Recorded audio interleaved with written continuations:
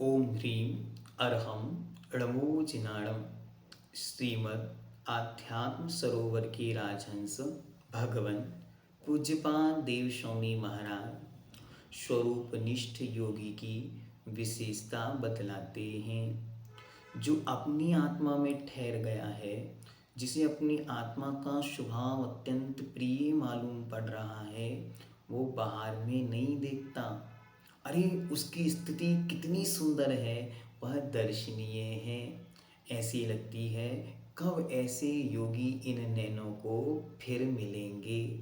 क्या कहते हैं, देखते श्लोक नंबर 41। ब्रुवन नपि ब्रुवन नपि हि न ब्रूते गच्छन नपि न गच्छति। एक एक शब्द बहुत ध्यान से। स्त्री कृतात्म तत्वस्तु पश्यन नपि न पश्यति। ब्रुवन्नपि हि न ब्रूते गच्छन्नपि न गच्छति। स्त्रीकृतात्मतत्त्वस्तु पश्यन्नपि न पश्यति। क्या अद्भुत स्थिति है उन योगी की। तो कह रहे हैं जो स्त्री कृतात्म तत्वस्थु, जो स्थिर हैं कहाँ, निज आत्म तत्व में, निज आत्म तत्व में स्थिर रहने वाले तो ब्रुवन्नपि हि न ब्रूते, बोलता हुआ भी नहीं बोलता। ब्रुवन अर्थात बोलना, भी अपि मतलब भी, बोलता हुआ भी, न ब्रूते नहीं बोलता। अरे उसका उपयोग तो निज में है। कदाचित कोई कुछ पूछता है तो बोलना पड़ता है, बोलता नहीं है, क्योंकि उसका उपयोग तो बात करने का है ही नहीं। फिर गच्छन्नपि हि न गच्छति, और चलता हुआ भी नहीं चलता। और अंत में कहते हैं पश्यन्नपि न पश्यति, और देखता हुआ भी नहीं देखता। क्या अद्भुत दशा है उनकी कि बोलते हुए भी नहीं बोलते, चलते हुए भी नहीं चलते, देखते हुए भी नहीं देखते। क्यों? स्त्री कृतात्म तत्तस्थु, वे तो अपने आत्म तत्व में स्थिर हो गए हैं। वे तो अपने निज आत्म तत्व में लीन हो गए हैं। वे तो अपने आत्म तत्व के स्वाधीन हो गए हैं। बाहर के सर्व विकल्पों से मुक्त हो गए हैं। बाहर के विकल्प अब उन्हें छूते नहीं। कदाचित किन्हीं निमित्तों, किन्हीं परिस्थितियों और किन्हीं स्थितियों में बाहर की वस्तुओं, बाहर के व्यक्तियों से मिलना होता है, लेकिन वे उनमें मिलते नहीं। उनसे बोलना होता है, लेकिन वे अंतरंग से कुछ बोलते नहीं, चलाकर कुछ बोलते नहीं, बोलने की अंदर से कुछ भावना रखते नहीं। और गच्छन्नपि हि न गच्छति, उनके चित्त की अंतरंग से कहीं जाने की कोई इच्छा नहीं होती। उनके लिए तो सब समान हो जाया करता है। तो वे क्या करते हैं, बस नियोगवशात यहाँ वहाँ जो आहार निहार भव्य विहार, पूज्यवर ने लिखा तेजे तिन्नी काल बाहर गमंती, वे मात्र 3 समयों में भी बाहर जाते हैं, बाकी समयों में तो वे अंदर रहते हैं। बाहर कब जाते हैं, तो कहा आहार विहार और निहार। आहार मतलब भोजन के निमित्त, विहार मतलब एक स्थान से दूसरे स्थान जो आगम की आज्ञा है उसका पालन करने हेतु, और तीसरा निहार अर्थात मलमूत्र के विसर्जन हेतु।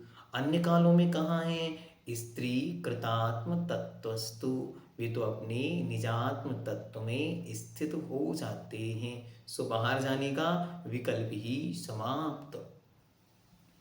आत्मा का रस लेने वाला आत्मानुभवी पुरुष यदि किसी मनुष्य से कारणवश कुछ बोलता भी है तो बेमना होकर, बेमना होकर मतलब उसका उपयोग उस रूप नहीं है, उसका उपयोग तो अपनी आत्मा रूप है। वो तो चाहता ही नहीं मुझे बोलना पड़े, लेकिन क्या करूं, अब इस समाज के बीच रहता हूं, इसलिए समाज को उपदेश के लिए कुछ बोलना पड़ता है। उपयोग पूर्वक, कषाय वशात, राग वशात, द्वेष वशात, नहीं नहीं, इन सब वशात कुछ नहीं बोलता। बोलना तो मात्र कदाचित अरिहंत की आज्ञा से बोलता है, बहुत अच्छी तरह। जब तक कुछ नहीं करना तब तक गुप्तियों का पालन करता। मन की गुप्ति, वचन की गुप्ति, काय की गुप्ति, इसे बोलते हैं निर्वित्ति, मतलब कुछ नहीं करना। और जब कदाचित कुछ करने का प्रकल्प उपस्थित हो, विकल्प उपस्थित हो, तो अच्छी तरह समितियों का पालन करते हुए बोलना, चलना, उठना, बैठना, रखना आदि आदि क्रियाएं करता है। ना बोलने के समान ही बोलता है। क्यों? द्रुतम विस्मरति, बोलता भी है तो शीघ्र उसे भूल जाता है। मैंने किससे कब कहाँ क्या बोला, नहीं नहीं, मुझे उस विषय में कुछ चिंतन नहीं करना, क्योंकि वह तो प्रयोजन था। सो प्रयोजन वशात वस्तु को उस रूप में मैंने रख दिया। अब वह मेरा अलग कार्य है और उस वस्तु का अलग परिणमन है। इस प्रकार निरंतर चिंतन करता रहता है। इस कारण उसका बोलना भी न बोलने के समान है। यदि उसे कहीं जाना पड़ता है तो वह भी आत्मा की धुन में उसका मन ऐसा लगा रहता है कि उसे उस चलने फिरने का भी ख्याल नहीं होता। वह चलता फिरता नहीं है, वह तो निरंतर, कहाँ जा रहे हैं हम, सिद्धालय की ओर, बस और कहीं नहीं जाना। पूज्यवर आचार्य भगवंत विद्यासागर जी महाराज अच्छी तरह खजुराहो में विराजमान थे। सबने महाराज को निवेदन किया, महाराज हमारे यहाँ सबकी भावना है कि चातुर्मास के अंत में सिद्ध चक्र महामंडल विधान हो। आचार्य महाराज क्या सुंदर उत्तर देते हैं, जैसे मानो पूज्यपाद स्वामी को ये इन पंक्तियों को जीवंत कर रहे हो। वो कहते हैं, अरे आप लोग तो 8 दिन का सिद्ध चक्र करते हो, मैं तो प्रति क्षण प्रति पल सिद्धों की ओर चल रहा हूँ, सिद्धों की ओर जा रहा हूँ, और एक एक श्वास, एक एक क्षण, एक एक अर्घ चढ़ाता चला जा रहा हूँ। मैं पल पल सिद्धों की ओर बढ़ता चला जा रहा हूँ। ये आत्मा की विशुद्धि, गच्छन्नपि हि न गच्छति, मुझे कहीं नहीं जाना, मुझे तो बस मुझ तक आना है। पूज्यवर क्षमा सागर जी महाराज की सुंदर पंक्तियां याद किया करो। उन्होंने कहा, किसी ने कहा अभी और कितना चलना है, अरे अभी और कहाँ जाना है, अरे अभी कैसे चलना है। मैंने कहा मुझे कहीं और नहीं जाना, अभी तो मुझे और धीरे और शांत होते चले जाना है। क्यों? अभी मुझे मेरे चलने की आवाज़ आती है, अब तो मुझे बस मुझ तक आना है, पर इससे ज़्यादा और मुझे अब कहीं नहीं जाना है। तो कितना सुंदर चिंतन है कि आपको, हमें अब कहीं नहीं जाना है, अब तो मुझे मुझ तक आना है। इसे कहते हैं गच्छन्नपि हि न गच्छति, चलते हुए भी नहीं चलता। ये सूत्र है किन्हें? हर एक व्यक्ति को, कि जब अपने कार्य में धुन लग जाए तो फिर बस अपने कार्य को करना, अन्यथा यहाँ वहाँ नहीं देखना। मार्केट में जाएं तो किस लिए जाएं? पहले कागज पर लिख के जाएं, यही लेने जा रहे हैं। वरना मॉल में एंटर कर गए थे एक छोटा सा साबुन बार लेने, और लेके आ गए वहाँ हजारों रुपए के नए नए कपड़े, सोना चांदी और शरीर के श्रृंगार के बहुत सारे सामान। ये क्या है? ये आपको समझा रहे हैं कि पश्यन्नपि हि न पश्यति, कहाँ देखता है और क्या दिख रहा है, क्या देखने गया था, क्या लेके आ गया है। ये उपयोग से भटकाव का कारण है। सो इससे भी बचने का पुरुषार्थ करना है। आगे क्या कहते हैं? इस कारण उसका बोलना भी न बोलने के समान है। यदि उसे कहीं जाना भी पड़ता है तो वह भी आत्मा की धुन में उसका मन ऐसा लगा रहता है कि उसे उस चलने फिरने का भी ख्याल नहीं होता। और यदि वह कुछ देखता भी है तो उधर उसकी रुचि नहीं होती।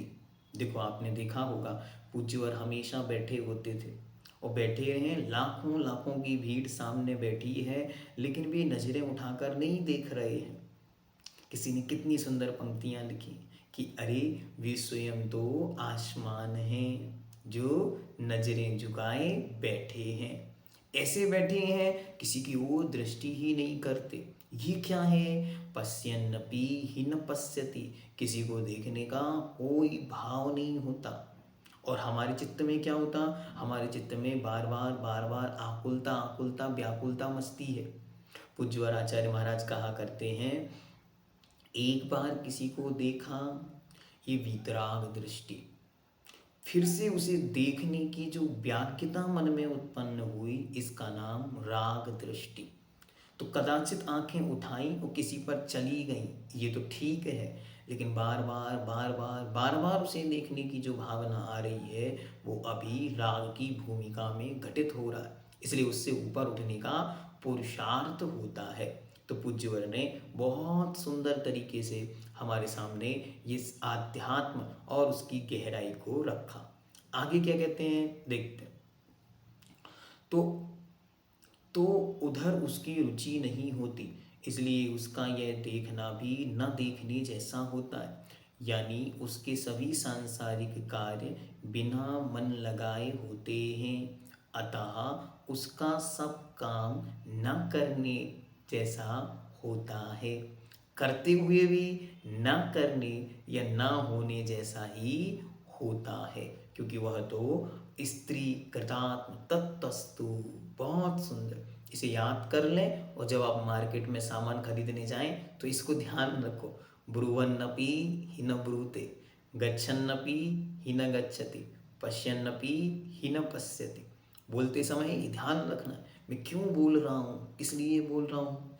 कई बार किसी का फ़ोन आया और फ़ोन पर चालू हो गए, घंटे 2 घंटे 3 घंटे व्यतीत हो गए, बाद में देखा क्या ख्याल आएगा, ब्रुवन्नपि हि न ब्रूते। कैसे योगी होते हैं जो अल्प बोलते हैं, वो भी बिना मन के, और हम यहाँ राग के द्वेष की कषायों के वशात बस बोलते चले जा रहे हैं। गच्छन्नपि हि न गच्छति, भी चलते हुए भी न चलते हुए के बराबर हैं, और वे पश्यन्नपि हि न पश्यति, देखते हुए भी नहीं देखते। धन्य हैं वे योगी जो कैसे हैं, स्त्री कृतात्म तत्तस्तु, जो अपने आत्मरूपी तत्व में स्थित हो गए हैं, स्थिर हो गए हैं, बाहर जाने के सब विकल्प जिनके मिट गए हैं। बार बार स्वयं को याद दिलाएं, मुझे अब निज घर में आना है। जैनम जयतु शासनम।